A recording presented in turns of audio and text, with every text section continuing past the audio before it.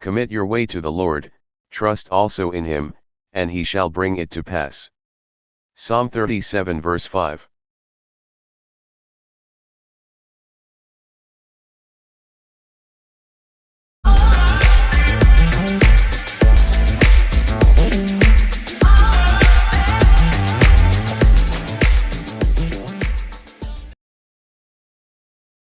Phases of economic development.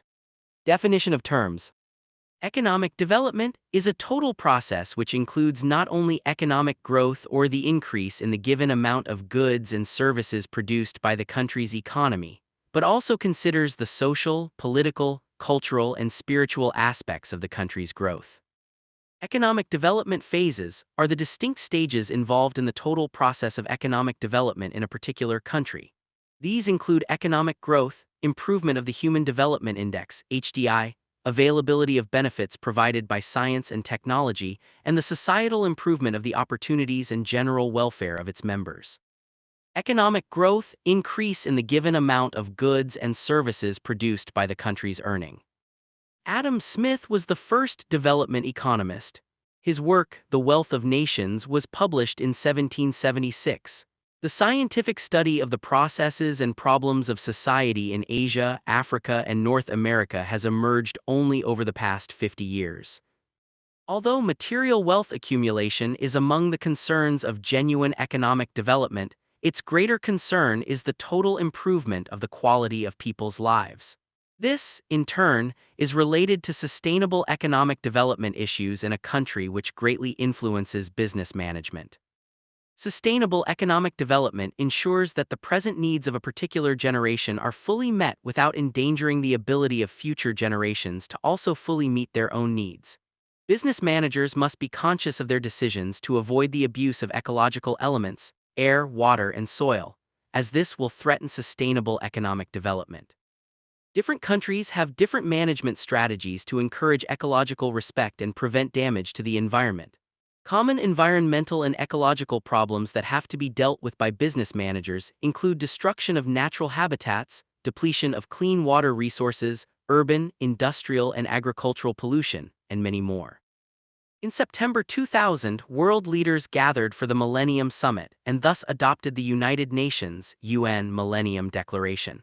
By doing so, they had committed their nations to a global partnership toward the reduction of extreme poverty and the pursuit of the Millennium Development Goals, MDG.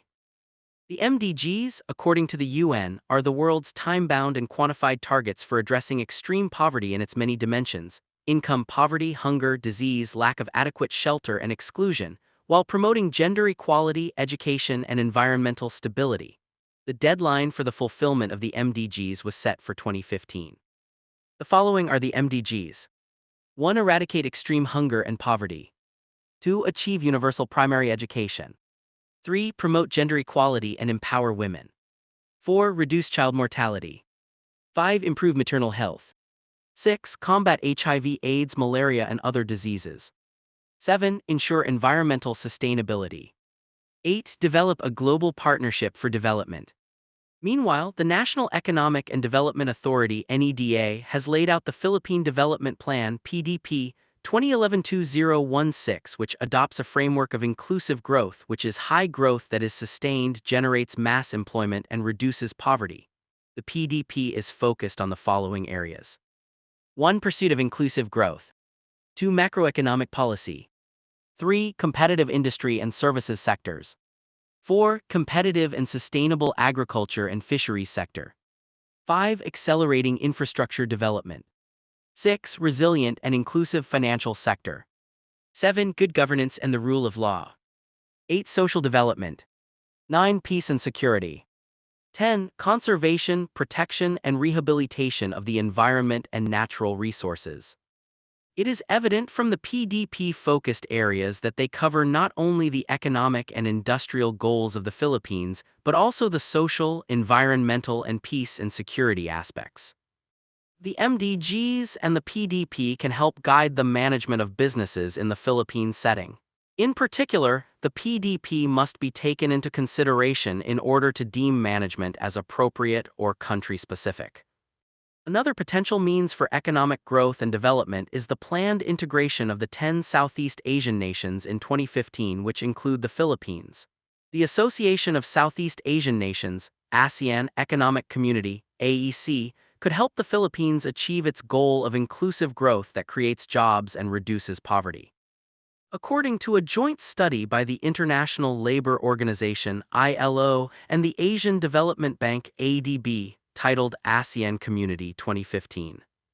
Managing Integration for Better Jobs and Shared Prosperity, released in October 2014, the success of the AEC lies in decisive actions taken by member states regarding policy recommendations, strengthening regional cooperation that may bring about structural changes, improvement of business and job opportunities and job quality, enhancement of skills boosting productivity, better wages, and management of labor migration.